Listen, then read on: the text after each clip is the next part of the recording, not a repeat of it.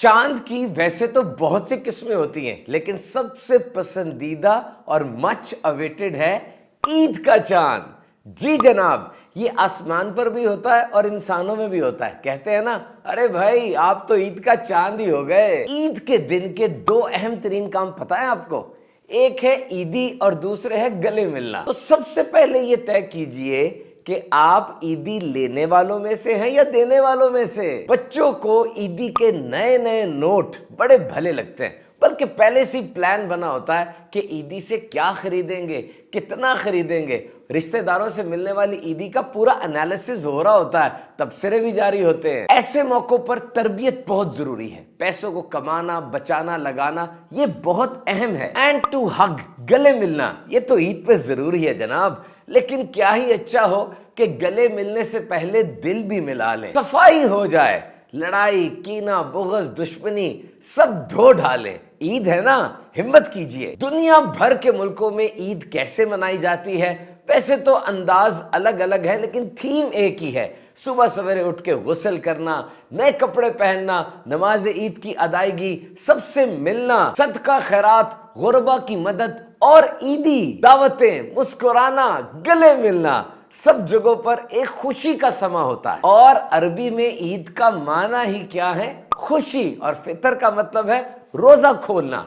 ईद औद से है, यानी लौट कर आना। चूंकि ये हर साल लौट कर आती है और हमें खुशियां देती है, इसको ईद कहा जाता है। ईद उल फितर की नमाज से पहले ताक अदद में, यानी 3, 5, 7 कोई मीठी चीज खाना ये सुन्नत है। अच्छा बताइए, आपकी ईद की रूटीन क्या है?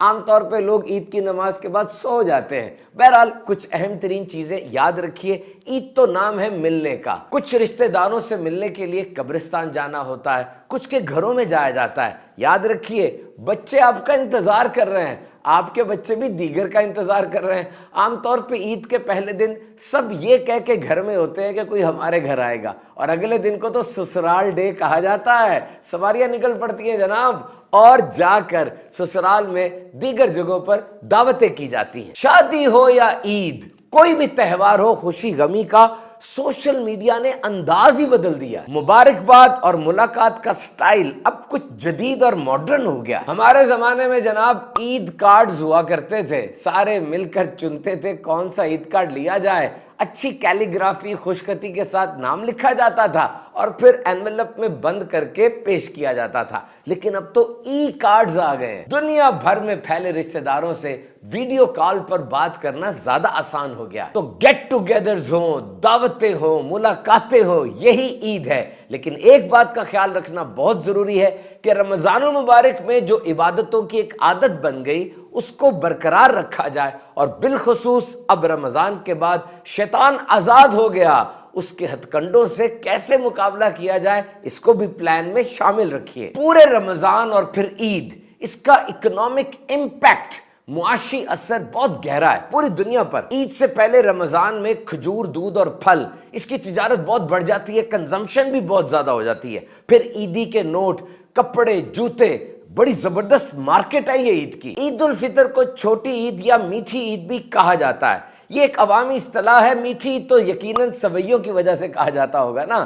तो सवैया, vermicelli is actually a pasta alternative.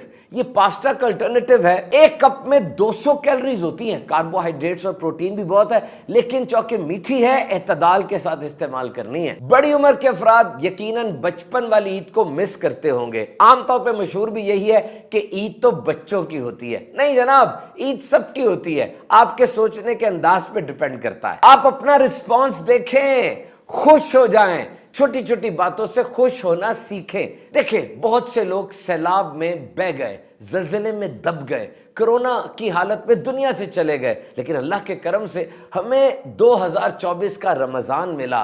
Ashara रहमत, मग़फ़िरत, जहन्नम से आज़ादी मिला, ताक रातें भी हमें मिली। कितनी बड़ी बात है। खुश हो जाइए और ईद मनाइए। ईद के दिन कुछ मशहूर पकवान जो तकरीबन हर दस्तरखान की जीनत बनते हैं, उनमें सबसे पहले तो है जी सवैयां, दूध सवैयां और उनमें डाले गए मेवा जात। इसके बगैर तो ईद अधूरी है। खीर एक रवायती मीठा खाना जो कि बहुत ही भला लगता है। खजला फेनी, इसको दूध के साथ मिला के खाया जाता है और मन भाता खाजा है। चना चाट और दही बल्ले, सारे रमजान ये दस्तरखान पे रहे, ईद के दिन भी ये दस्तरखान की रौनक बढ़ाते नजर आते हैं। हलवा पूड़ी, शाही टुकड़े और रेगुलर दस्तरखान पे जो चीजें मौजूद होती हैं ईद के दिन तो बहुत ही मजेदार लगती हैं। गूगल पे ये सर्च बहुत ज्यादा हुई है, क्या बोला कि ईद के दिन ज्यादा खाने के बाद बदहजमी से बचने के तरीके। तो हुजूर ये तरीके ना ढूंढिए बल्कि खाने में इतदाल कीजिए ना। पूरा माह जो आपने भूख सही, अब एक खास पैटर्न और थीम बन गई ना। आप देखिए ज्यादा नहीं खाना और एक दफा खाने के बाद पेट को मुकम्मल रेस्ट दें, उसके बाद फिर खाएं। 3 बातें खास तौर पे याद रखिए। ईद के दिन मरीजों की तीमारदारी जरूर कीजिए। शादी पर लिफाफा देते हैं, तीमारदारी करते वक्त उस मरीज की मुआशी हालत के मुताबिक अगर लिफाफा देंगे हो सकता है इसका ज्यादा फायदा हो। ईद के दिन का वजीफा सुब्हानल्लाहि व बिहम्दिही, ईद के दिन जो 300 बार पढ़े और तमाम मुसलमानों को इसाले सवाब करे तो उनमें से हर एक की कब्र में 1000 अनवार दाखिल होंगे। और जब वजीफा पढ़ने वाला खुद मरेगा उसकी कब्र में भी 1000 अनवार दाखिल होंगे। बच्चों पे खास नजर रखिए कि ईदी से वो कोई मुजरे सेहत चीज ना खरीदे और खिलौने भी ऐसे ना खरीदे जो उनकी जिस्मानी या नफ्सियाती सेहत पे बुरा असर डालते हों। अल्लाह हम सब की ईदों को खुशगवार बनाए और हम सबको मुसलमानों के साथ गमखारी करते हुए ईद की खुशियां मनाने की तौफीक अता फरमाए।